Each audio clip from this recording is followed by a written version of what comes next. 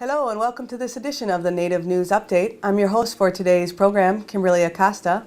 Many of the stories viewed here can be found at our websites, IndianCountryNews.com or IndianCountryTV.com. Here's the latest news for today from the Associated Press and other Native news sources.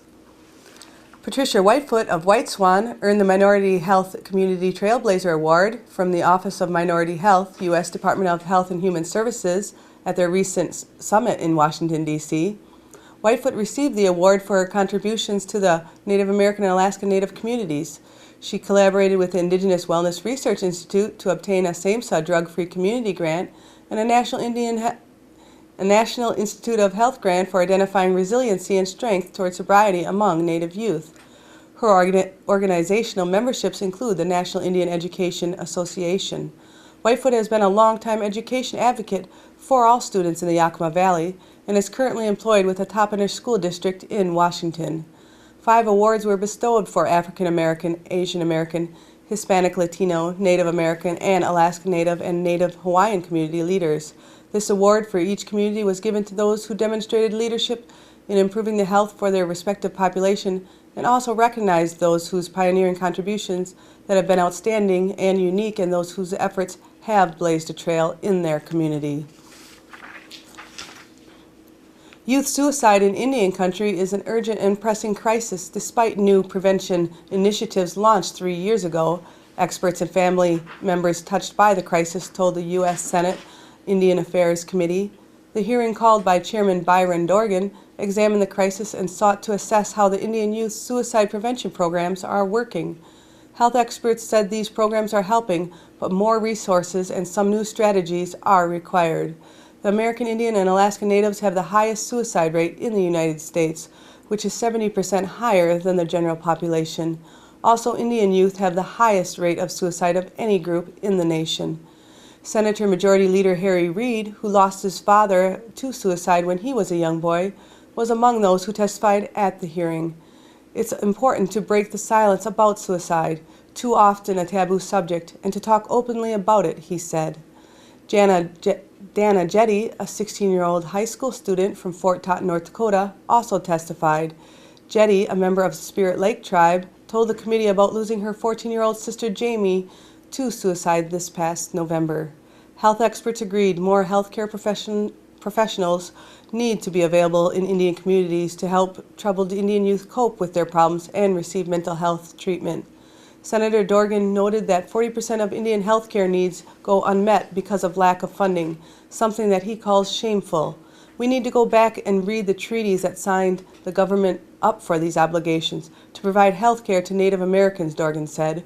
Right now, health care rationing takes place on every Indian reservation in America, and that's shameful. Audience response to Pearl screenings at the American Film Institute Dallas International Film Festival was extremely positive, according to producer David Renke. Produced by the Chickasaw Nation, Pearl tells the story of the troubled teen years of the late Pearl Carter Scott. Scott, a Chickasaw from Oklahoma, was well known for being the youngest licensed pilot in America.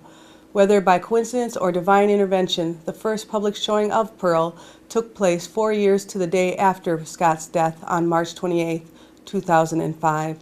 This was a very special day, said Governor Bill Anantubby. We decided to make this film because it is important for people to truly understand Pearl's story. Her legacy goes much deeper than being the youngest pilot in the United States. Pearl Scott exemplifies many of the finest qualities of the Chickasaw people. She was a dynamic, determined, and a caring individual who fulfilled her greatest dreams. The success of the film really is a credit to the spirit of the community within the Chickasaw Nation, said Robin Elliott, administrator of the Chickasaw Nation Division of Communications and also co-producer of the film. Director King Hollis said he hoped the film would showcase the rich history of the Chickasaw Nation. Navajo Nation President Joe Shirley Jr., Vice President Ben Shelley, and First Lady Vicki Shirley welcomed Ernie Stevens Jr., the chairman of the National Indian Gaming Association, to the expansion of the Navajo Nation's Fire Rock Casino on March 28th. Stevens was honored for his contributions to the Boys and Girls Club of the Dene Nation. Over the past year, Stevens has donated $40,000 to the Boys and Girls Clubs of the Dene Nation through his spirit of sovereignty. The donations have been used to purchase toys and clothing during the holidays for children in need as well as provide funding for meals and transportation for club members. Navajo Nation President Joe Shirley Jr. presented Stevens with a plaque, a sports coat, and a watch. Chairman Stevens' leadership of the National Indian Gaming Association has helped to secure the rightful place of all gaming tribes at the negotiation table regarding legislative and regulatory gaming issues. He has fought to protect Native Nations' rights, full rights under the 1988 Indian Gaming Regulatory Act to prevent the erosion of tribal sovereignty. Robbie Romero and Stacy Thunder, owners of Eagle Thunder Entertainment, has announced the May 19th worldwide online CD release of Native the Singles. The new digitally remastered recording will feature a unique collection of Robbie Romero and Red Thunder hit singles never before released outside of Indian country.